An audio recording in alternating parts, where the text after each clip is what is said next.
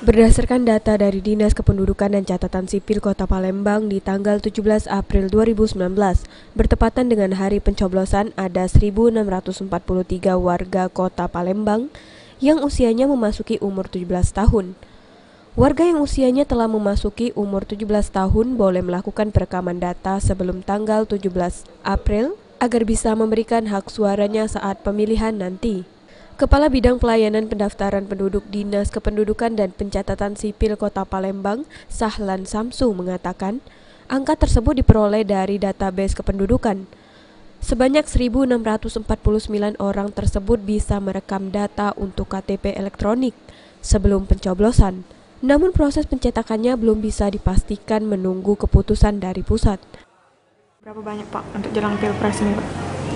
Untuk saat ini dari wajib KTP elektronik untuk Kota Palembang sejumlah 1.179.386 jiwa, itu lebih kurang sudah 99,9% sudah melakukan perekaman KTP elektronik. Namun kami masih saat ini memikirkan untuk hari H pemilihan presiden maupun legislatif tepatnya tanggal 17 April nanti, yang mereka ini, warga penduduk ini sudah pas 17 tahun.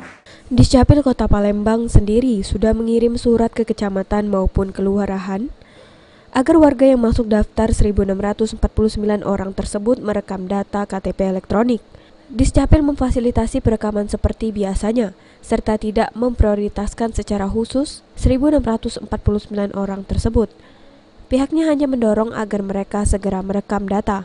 Sahlan menambahkan pihaknya tidak mengetahui 1.649 orang tersebut sudah dimasukkan ke dalam DPT atau belum oleh KPU.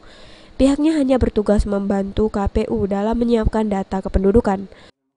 Amanda Lydia, PAL TV.